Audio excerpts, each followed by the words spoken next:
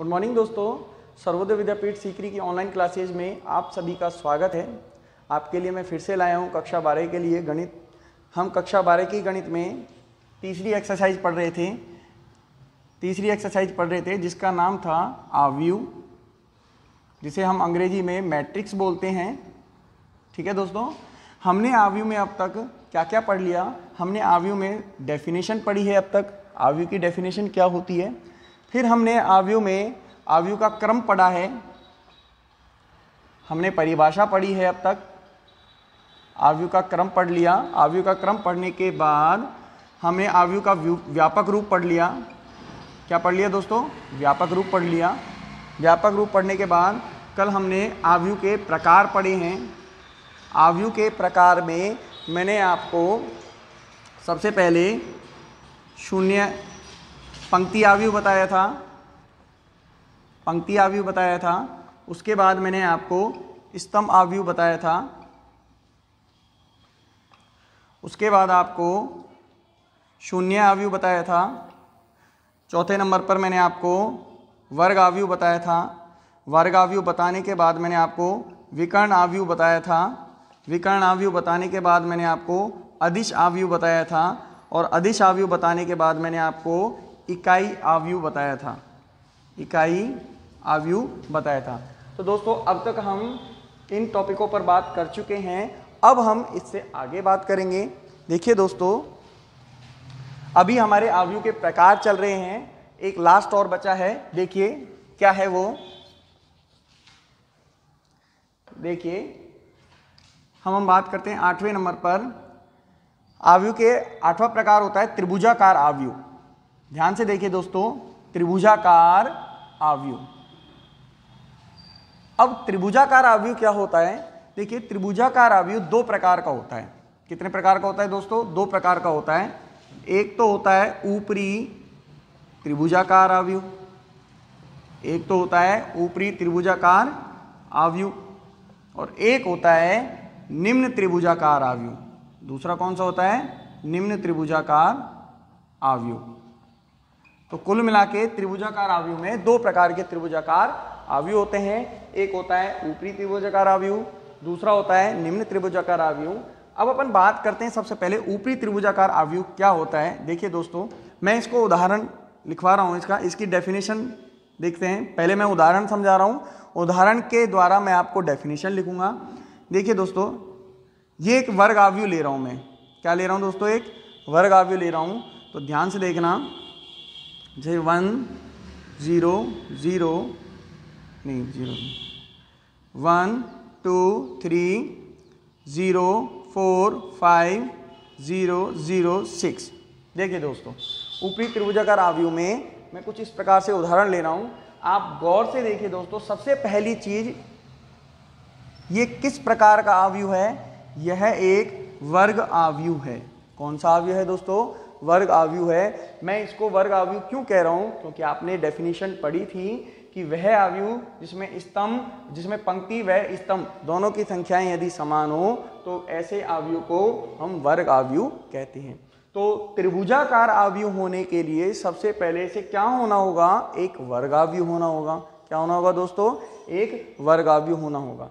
अब ध्यान से देखिए दोस्तों, मैं संख्याओं के ऊपर एक लाइन खींच रहा हूं। जहां जहां ये संख्याएं लिख रही हैं, केवल उन पर एक लाइन खींच रहा हूं। ध्यान से देखना दोस्तों, ये खींची लाइन। अब मैं इसको थोड़ी देर के लिए छोड़ रहा हूं आपके सोचने के लिए। अब मैं निम्न त्रिभुजाकार आव्यूह में एक उदाहरण ले रहा हूं। फिर से देखिए दोस्तों, 1 0 0 2 3 0 4 5 6।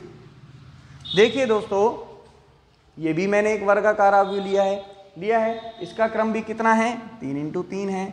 बस लिखने का तरीका बदल दिया है। ध्यान से देखिए दोस्तों, अगेन जिस प्रकार मैंने यहाँ पर संख्या के ऊपर लाइन खींची, इसी प्रकार यहाँ पर भी मैं संख्या के ऊपर क्या कर रहा हूँ दोस्तों? लाइन खींच रहा हूँ। जहाँ जहाँ संख्याएं लिखी हुई है, केवल उनके ऊपर लाइन खींच रहा हूँ। अब देखिए दोस्तों, आप गौर से देखिए, आपको दिखाई दे रहा होगा ऊपर की तरफ क्या बन रहा है? एक त्रिभुज बन रहा है। क्या बन रहा है दोस्तों? एक त्रिभुज बन रहा है। इसीलिए इस आव्यूह को हम ऊपरी त्रिभुजाकार आव्यूह कहते हैं। कौन सा आव्यूह कहते हैं दोस्तों? ऊपरी त्रिभुजाकार आव्यूह। क्यों कहते हैं? क्योंकि जब संख्याओं के ऊपर हम जब लाइनें बनाते हैं तो एक क्या बनता है? त्रिभुज बनता है, और वो त्रिभुज ऊपर बन रहा है तो ऊपरी त्रिभुजाकार आव्यूह। यहाँ देखिए दोस्तों, यहाँ भी त्रिभुज बन रहा है, लेकिन यहाँ ये जो त्रिभुज बन रहा है वो नीचे की ओर बन रहा है। कहाँ बन रहा है? नीचे की ओर बन रहा है, इसीलिए इस आव्यूह को निम्न त्रिभुजाकार आव्यूह कहते हैं। दोस्तों ये जो मैंने अभी आपको याद रखने का एक तरीका बताया, ये केवल एक ट्रिक मात्र है, ये कोई इसकी एक्चुअल डेफिनेशन नहीं है। इसकी जो वास्तविक डेफिनेशन होती है वो हम इसी से ही बनाना सीखते हैं, रटना नहीं है दोस्तों। देखिए दोस्तों, मैं बोल रहा हूं वह वर्ग आव्यूह, सबसे पहली बात इसका क्या होना जरूरी है? वर्ग आव्यूह होना जरूरी है। तो इसकी डेफिनेशन लिख रहा हूं दोस्तों, वह वर्ग आव्यूह जिसमें मुख्य विकर्ण होता है। दोस्तों ये होता है नहीं होता? मुख्य विकर्ण, जिसमें मुख्य विकर्ण के नीचे के, देख सकते हो दोस्तों, मुख्य विकर्ण के नीचे के सभी अवयव देख सकते हो दोस्तों। वह वर्ग आव्यूह जिसमें मुख्य विकर्ण के नीचे के सभी अवयव कैसे हैं दोस्तों? आप देख सकते हो कैसे हैं? शून्य, सभी अवयव शून्य हो। कौन सा आव्यूह कहलाता है? ऊपरी त्रिभुजाकार आव्यूह कहलाता है। ये इसकी वास्तविक डेफिनेशन होती है। याद करने के लिए मैंने इस प्रकार से आपको एक ट्रिक बताई थी। इसकी वास्तविक डेफिनेशन क्या होती है? वह वर्ग आव्यूह जिसमें मुख्य विकर्ण के नीचे के सभी अवयव कैसे होते हैं? शून्य होते हैं। किस प्रकार का आव्यूह कहलाता है? ऊपरी त्रिभुजाकार आव्यूह कहलाता है। अब अपन बात करते हैं निम्न त्रिभुजाकार आव्यूह। जहां तक मैं समझ पा रहा हूं आप इसकी डेफिनेशन समझ चुके होंगे क्या बनेगी। तो देखिए दोस्तों, आप अपने दिमाग में सोचते रहिए, वह वर्ग आव्यूह जिसमें मुख्य विकर्ण के ऊपर के, देख सकते हो दोस्तों, मुख्य विकर्ण के ऊपर के सभी अवयव कैसे हों? शून्य हों। कैसे हों? शून्य हों। किस प्रकार का आव्यूह कहलाएगा दोस्तों? निम्न त्रिभुजाकार आव्यूह कहलाता है। कौन सा आव्यूह कहलाएगा? निम्न त्रिभुजाकार आव्यूह कहलाता है। उम्मीद है दोस्तों समझ में आया होगा। आप इसका एक बार स्क्रीनशॉट ले लीजिए। तो देखिए दोस्तों, आगे देखिए। अब हम बात करते हैं, अगला टॉपिक है आपका आव्यूह के गुणधर्म। अगला टॉपिक है दोस्तों आपका आव्यूह के गुणधर्म। देखिए, आव्यूह के गुणधर्मों में सबसे पहले हम बात करें तो नंबर 1 पर आता है परिवर्त आव्यूह। परिवर्त आव्यूह, इसे हम इंग्लिश में ट्रांसपोज मैट्रिक्स बोलते हैं। क्या बोलते हैं दोस्तों? ट्रांसपोज मैट्रिक्स बोलते हैं। तो ट्रांसपोज का पहला वर्ड क्या है दोस्तों? टी है। इसीलिए परिवर्त आव्यूह को प्रदर्शित करने के लिए हम किसका प्रयोग करते हैं? टी का प्रयोग करते हैं। किसका प्रयोग करते हैं दोस्तों? टी का प्रयोग करते हैं। अब परिवर्त आव्यूह का डेफिनेशन देखिए दोस्तों, एक उदाहरण से समझा रहा हूं। देखिए दोस्तों, जैसे कि मान लीजिए कोई मैंने आव्यूह ए लिखा, ठीक है, और मैंने इसके अंदर कुछ भी लिख दिया, कुछ भी लिख सकते हैं, कोई फर्क पड़ता ही नहीं इस चीज़ से, हमें तो केवल समझने से मतलब है। अच्छा दोस्तों, जैसे मैंने कोई आव्यूह ए लिया और ये आव्यूह ए हुआ, और इसका क्रम क्या है दोस्तों? इस वक्त कितनी पंक्तियां हैं? 2, और स्तंभ कितने? 1 2 3, तो 2 गुणा 3 इसका क्या हुआ? क्रम हुआ। तो परिवर्त आव्यूह का मतलब हुआ ए का निकालना है ट्रांसपोज। परिवर्त आव्यूह का मतलब क्या हुआ दोस्तों? कि ए का क्या निकालना है? ट्रांसपोज। ए का परिवर्त मतलब ए का ट्रांसपोज। ए का ट्रांसपोज मतलब ए का परिवर्त। इसको हम एक तरीके से और प्रदर्शित कर सकते हैं, ए डैश। किससे कर लेते हैं? ए डैश। हमारी बोर्ड क्लास में ए ट्रांसपोज से ही प्रदर्शित कर लेते हैं, कंपटीशन वगैरह में ए डैश से भी आ जाता है, तो दोनों ही याद रख लो, कोई बुराई नहीं है। तो देखिए, ट्रांसपोज का मतलब क्या होता है, मतलब परिवर्त का मतलब क्या होता है कि यदि हम पंक्तियों को स्तंभों में बदल दें या स्तंभों को पंक्तियों में बदल दें, प्राप्त आव्यूह परिवर्त आव्यूह कहलाता है। देखिए कैसे, जैसे कि अब ये एक आव्यूह लिखा हुआ है, मैं इसका निकाल रहा हूँ ट्रांसपोज। तो ट्रांसपोज जब मैं निकालूंगा तो मैं कह रहा हूँ पंक्तियों को किस में बदल दें, स्तंभों में बदल दें। तो जैसे ये पहली पंक्ति है, इसको मैं बदल दूं पहले स्तंभ में। पहली पंक्ति क्या है हमारी, 1 2 3, इसको बदल दिया मैंने पहले स्तंभ में। और दूसरी पंक्ति क्या है, 4 5 6, इसको बदल दिया मैंने दूसरे स्तंभ में। देखिए दोस्तों, तो डेफिनेशन से समझिए कि वह आव्यूह, यदि किसी आव्यूह का पंक्ति को स्तंभ में बदल दो या स्तंभों को पंक्तियों में बदल दो, तो प्राप्त आव्यूह परिवर्त आव्यूह कहलाता है। तो ये जो आव्यूह अभी आपको प्राप्त हुआ है, ये आपका कौन सा आव्यूह है, परिवर्त आव्यूह है। कौन सा आव्यूह है दोस्तों, परिवर्त आव्यूह है। और अब इसका क्रम क्या हो चुका है दोस्तों, देखिए कितनी पंक्तियां हुई, 1 2 3, और स्तंभ कितने हुए, 1 2।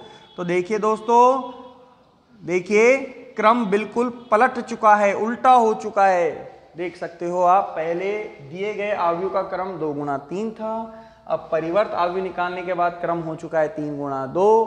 तो यही आपकी परिभाषा है परिवर्त आव्यूह की। मैं फिर से समझा रहा हूँ, ध्यान से सुनिए कि वह आव्यूह जिसकी पंक्तियों को स्तंभों में बदल दिया जाए या स्तंभों को पंक्तियों में बदल दिया जाए, तो प्राप्त आव्यूह परिवर्त आव्यूह कहलाता है। ठीक है दोस्तों, मैं इसकी डेफिनेशन लिख देता हूं परिवर्त आव्यूह की, यहां लिख रहा हूं। देखिए दोस्तों, परिवर्त आव्यूह, देखिए वह आव्यूह जिसकी पंक्तियों को स्तंभों में या स्तंभों को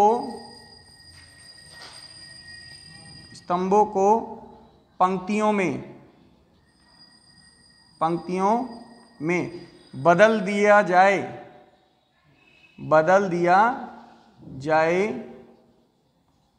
तो प्राप्त आव्यूह परिवर्त आव्यूह कहलाता है। परिवर्त आव्यूह कहलाता है। तो देखिए दोस्तों, हमें कौन सा आव्यूह प्राप्त हुआ है, ये वाला प्राप्त हुआ है। तो ये आव्यूह कौन सा आव्यूह कहलाएगा, परिवर्त आव्यूह कहलाता है। उम्मीद है दोस्तों आपको यह पहला गुणधर्म समझ में आया होगा। परिवर्त आव्यूह, जिसे अंग्रेजी में ट्रांसपोज मैट्रिक्स बोलते हैं, इसका पहला वर्ड टी होता है, इसलिए हम इसे टी से प्रदर्शित करते हैं। दूसरा तरीका हम इसे डैश से भी प्रदर्शित कर देते हैं। देखिए दोस्तों, उदाहरण के द्वारा समझें तो जैसे ये कोई हमें आव्यूह ए दिया हुआ है, इसकी पहली पंक्ति, मतलब यदि पंक्तियों को तो बदल दिया जाए स्तंभों में, या ऐसे कह दो कि स्तंभ को बदल दें पंक्ति में। देख सकते हो, पहला स्तंभ पहली पंक्ति में बदल गया, दूसरा स्तंभ दूसरी पंक्ति में बदल गया, तीसरा स्तंभ तीसरी पंक्ति में बदल गया। या फिर ऐसा कह दो, पहली पंक्ति पहले स्तंभ में बदल गई, दूसरी पंक्ति दूसरे स्तंभ में बदल गई। तो ऐसे कह दीजिए। तो किसी भी प्रकार से पढ़िए तो प्राप्त आव्यूह आपका कौन सा आव्यूह कहलाएगा, परिवर्त आव्यूह कहलाता है। आप दोस्तों इसका एक बार स्क्रीनशॉट ले लीजिए। अगला देखिए दोस्तों, दूसरा गुणधर्म होता है हमारा सम्मित आव्यूह। दूसरा गुणधर्म क्या होता है दोस्तों, सम्मित आव्यूह। सम्मित आव्यूह को समझने के लिए हम पहले उदाहरण से ही समझेंगे। देखिए दोस्तों, उदाहरण से समझने के लिए अपन सीधा सीधा कह सकते हैं कि वे आव्यूह यदि ए ट्रांसपोज बराबर ए हो, ध्यान से समझना दोस्तों, यदि ए ट्रांसपोज बराबर ए हो तो आव्यूह ए एक सम्मित आव्यूह कहलाता है। फिर से सुनिए दोस्तों,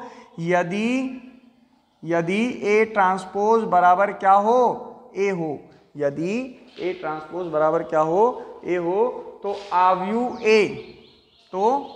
ए कौन सा अवयव कहलाएगा? सममित अवयव कहलाता है। देखिए दोस्तों, अब इसको उदाहरण से यदि हम समझे तो देखिए, जैसे कि ये आपको अवयव ए दिया हुआ है। क्या दिया हुआ है दोस्तों? अवयव ए दिया हुआ है। अब इस अवयव ए का हम निकालेंगे परिवर्त अवयव। क्या निकालेंगे दोस्तों? परिवर्त अवयव। तो ए ट्रांसपोज निकालें। ए ट्रांसपोज निकालने के लिए हम क्या करेंगे? पंक्तियों को स्तंभों में बदल देंगे। तो पहली पंक्ति को पहले स्तंभ में बदल दिया। देखो, पहली पंक्ति को पहले स्तंभ में बदल दिया, दूसरी पंक्ति को दूसरे स्तंभ में बदल दिया, दूसरी पंक्ति को दूसरे स्तंभ में बदल दिया। अच्छा, क्रम क्या है इसका? 2 गुणा 2। इसमें एक सबसे महत्वपूर्ण चीज दोस्तों, किसी भी अवयव को सममित अवयव सिद्ध करने के लिए सबसे पहले उस अवयव का एक वर्ग अवयव होना जरूरी है। किसी भी अवयव को एक सममित अवयव सिद्ध करने के लिए सबसे पहले उसको एक वर्ग अवयव होना जरूरी है। तो देखिए दोस्तों, ये भी एक वर्ग अवयव का उदाहरण है, ये भी एक वर्ग अवयव का उदाहरण है। मैं आपको दोनों उदाहरण समझा रहा हूं। देखिए, गौर से देखिए दोस्तों, इसमें और इसमें कोई अंतर दिखाई दे रहा है। देखो दोस्तों, पहली पंक्ति क्या है? 2 - 3। यहाँ पर पहली पंक्ति 2 - 3। दूसरी पंक्ति क्या है? -3 4। यहाँ भी दूसरी पंक्ति -3 4। तो आप क्या देखोगे? ए ट्रांसपोज बराबर आपको क्या मिल रहा है दोस्तों? ए मिल रहा है। ए ट्रांसपोज बराबर आपको क्या मिल रहा है दोस्तों? ए मिल रहा है। तो इसका मतलब अवयव ए कैसा अवयव हुआ? सममित अवयव हुआ। कैसा अवयव हुआ? सममित अवयव हुआ। बोलो दोस्तों, समझ में आया नहीं आया? एक और उदाहरण देख लीजिए। देखिए, जैसे मैं इसका ट्रांसपोज निकालूं, क्या निकालूं दोस्तों? ट्रांसपोज निकालूं। ट्रांसपोज का मतलब पंक्ति को स्तंभ में बदल दूं। तो पहली पंक्ति है, इसको पहले स्तंभ में बदल रहा हूं। देखिए दोस्तों, पहली पंक्ति को पहले स्तंभ में बदल दिया, दूसरी पंक्ति को दूसरे स्तंभ में बदल रहा हूं, दूसरी पंक्ति को दूसरे स्तंभ में बदल रहा हूं। अब बची तीसरी पंक्ति को तीसरे स्तंभ में बदल रहा हूं। देख सकते हो आप दोस्तों, क्रम क्या है इसका? 3 गुणा 3। अब देखिए दोस्तों, बहुत गौर से देखिए, क्या ये हमें वापस से बी मिला है? देखो दोस्तों, AHG सेम है। दूसरी पंक्ति देखो, HBF ये भी सेम है। GFC। देखिए दोस्तों, पूरी का पूरा अवयव सेम आ चुका है। तो इसका मतलब बी ट्रांसपोज बराबर आपको क्या मिल रहा है? बी मिल रहा है। बी ट्रांसपोज बराबर आपको क्या मिल रहा है दोस्तों? बी मिल रहा है। तो अवयव बी कैसा अवयव हुआ? सममित अवयव होगा। कैसा अवयव होगा? सममित अवयव होगा। तो इसकी डेफिनेशन मैं लिख देता हूं। यदि सममित अवयव की डेफिनेशन लिख रहा हूं दोस्तों, यहां पर इसको लिख लेना आप। अवयव, देखिए, एक वर्ग अवयव ए सममित अवयव कहलाता है। सममित अवयव कहलाता है यदि ए ट्रांसपोज बराबर क्या मिले आपको? ए। यदि ए ट्रांसपोज बराबर आपको क्या मिले? ए। कोई भी एक वर्ग अवयव ए सममित अवयव कहलाएगा यदि ए ट्रांसपोज बराबर क्या हो? ए हो। तो उम्मीद है दोस्तों आपको सममित अवयव की डेफिनेशन समझ में आई होगी। एक बार इसका स्क्रीनशॉट ले लीजिए दोस्तों। देखिए दोस्तों, अगला उदाहरण देखिए, अगला टाइप देखिए। अगला गुणधर्म है आपका विषम सममित अवयव। तो विषम सममित अवयव के लिए डेफिनेशन क्या होती है? सिंपल सी डेफिनेशन है, यदि कोई वर्ग अवयव इस प्रकार का हो, यदि उसके लिए ए ट्रांसपोज बराबर क्या हो? -a हो। यदि ए ट्रांसपोज बराबर क्या हो? -a हो, तो वह वर्ग अवयव कौन सा अवयव कहलाएगा? विषम सममित अवयव कहलाता है। कौन सा अवयव कहलाता है दोस्तों? विषम सममित अवयव। तो विषम सममित अवयव के लिए सबसे इंपॉर्टेंट कंडीशन क्या है कि ए ट्रांसपोज बराबर क्या होना चाहिए? -a होना चाहिए। उदाहरण से समझिए दोस्तों, जैसे कि मैं इसका ट्रांसपोज निकालता हूं। देखिए दोस्तों, मैं इसका ट्रांसपोज निकाल रहा हूं, तो क्या निकल के आता है? पहली पंक्ति को पहले स्तंभ में बदल दिया, दूसरी पंक्ति को दूसरे स्तंभ में बदल दिया। ठीक है दोस्तों, इतना किया। अब आप कंडीशन के अनुसार देखिए ए को मैं किससे गुणा करूं, माइनस से, ए को किससे गुणा करूं, माइनस से गुणा करूं। तो माइनस से जब मैं गुणा करूंगा तो देखिए दोस्तों, माइनस से जब मैं गुणा करूंगा अंदर, तो अंदर प्रत्येक संख्या माइनस से गुणा हो जाएगी। अवयव को जब मैं माइनस से गुणा करूंगा तो अंदर जब इसका गुणा होगा तो प्रत्येक अवयव माइनस से गुणा होगा। तो ये माइनस से गुणा होगा 0 आएगा, ये माइनस से गुणा होगा प्लस का 2 आएगा, ये माइनस से गुणा हुआ माइनस का 2 आया, ये माइनस से गुणा हुआ 0 आया। तो देखिए दोस्तों, आप गौर से देखिए, इसमें और इसमें कोई भी अंतर नहीं है। देखो, पहली पंक्ति 0 2, पहली पंक्ति 0 2, दूसरी पंक्ति -2 0, दूसरी पंक्ति -2 0। तो आप क्या देख रहे हो, ए ट्रांसपोज बराबर आपको क्या मिल रहा है, -a मिल रहा है। ए ट्रांसपोज बराबर आपको क्या मिल रहा है, -a मिल रहा है। तो हम कह सकते हैं कि अवयव ए कैसा अवयव है, विषम सममित अवयव है। कैसा अवयव है अवयव ए, विषम सममित अवयव है। एक उदाहरण और देख सकते हो दोस्तों आप। तो इसका मैं ये एक अवयव बी दिया हुआ है, अवयव बी का मैं परिवर्त अवयव निकाल लेता हूँ, ट्रांसपोज निकाल लेता हूँ। तो देखिए, पहली पंक्ति को पहले स्तंभ में बदल दूंगा, पहली पंक्ति को पहले स्तंभ में बदल दिया, दूसरी पंक्ति को दूसरे स्तंभ में बदल दिया, तीसरी पंक्ति को तीसरे स्तंभ में बदल दिया।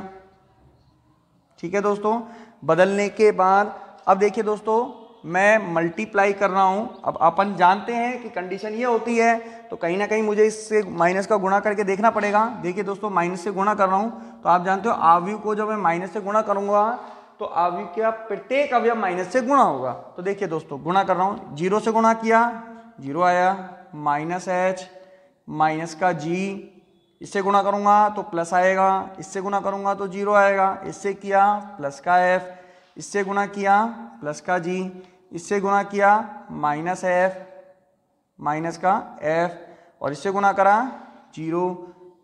देख सकते हो दोस्तों। अब देखिए गौर से दोस्तों, इसमें और इसमें कोई भी अंतर दिखाई दे रहा है। देखो, पहली पंक्ति इसमें 0 -h -g, तो यहाँ भी पहली पंक्ति 0 -h -g है। यहाँ देखिए दूसरी पंक्ति h 0 f, दूसरी पंक्ति h 0 f, तीसरी पंक्ति g -f 0, तो यहाँ तीसरी पंक्ति g -f 0। तो आप देख सकते हो दोस्तों, दोनों के दोनों इक्वल आ रहे हैं नहीं आ रहे, मतलब बी ट्रांसपोज बराबर -b मिल रहा है नहीं मिल रहा। इसका मतलब अवयव भी कैसा अवयव हुआ, विषम सममित अवयव। कैसा अवयव हुआ, विषम सममित अवयव हुआ। दोस्तों, इतना तो इसमें है ही। अच्छा, आप मान लीजिए जब कहीं एग्जाम में, कंपटीशन एग्जाम में आपको ये पता करना हो कि अवयव विषम सममित अवयव है या नहीं। देखिए दोस्तों, मैं आपको एक ट्रिक बता रहा हूं कि जब कभी भी आपको केवल देखने मात्र से पता करना हो कि अवयव विषम सममित अवयव है या नहीं, तो कैसे पता करोगे।